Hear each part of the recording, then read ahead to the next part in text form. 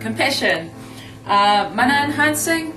An example of mana enhancing behaviour is when we install information or I guess values and respect into our rangatahi in order for them to become better citizens, I guess, in order to prepare them for when they do decide to get into sexual activities, in order for them to build solid relationships with their peers or with their whānau.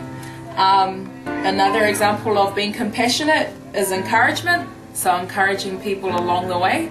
In our team we like to acknowledge each other or encourage each other to do better. Removing labels.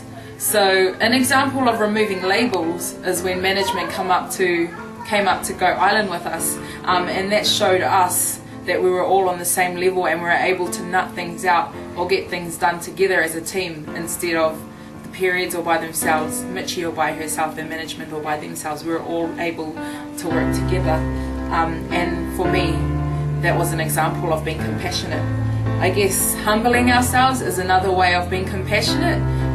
It means that we could all get along and be on one level and be on one playing field for us to get things completed or for us to understand what all these values mean to us.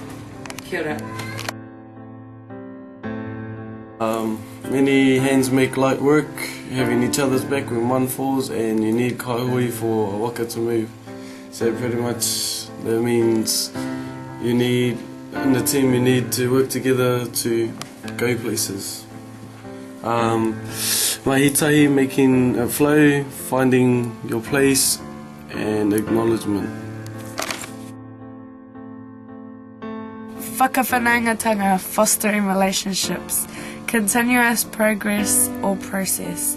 It's something that we need to continuously work on for it to be successful. Showing compassion. Sharing a part of you. Trust. Aroha. First steps. Pononga, honesty, integrity. Respect, confidentiality, no cutting corners, you're only cheating yourself. Being righteous, equipping ourselves with information to share to Rangatahi, so that's the right type of information. True to self-identity, how do you want to be known? Research, karakia and whakaro. Taumatatanga, excellence. United we all stand, divided we all fall. Going over and above expectations. So taumatatanga, champions for change. Us and how we deliver, what we deliver, rangatira, we can lead, and ngā rangatira. Kotahitanga to me, in a wider sense, not only means bringing our team together, our team of peer educators, our team of staff here at Te Kaha o Te Rangatahi, but also our team in a wider sense of a community.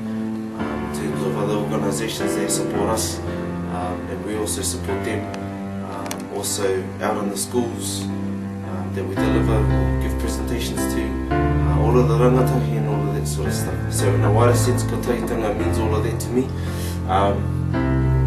By doing that, we're able to empower ourselves, each other, and also ourselves in a wider sense of a community. By empowering a community, we can stand strong, stand hard, and make something of it.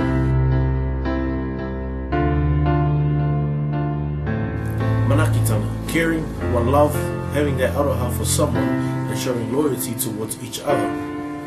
Treaty, whānau, waiata, tautoko, debriefing and supervision.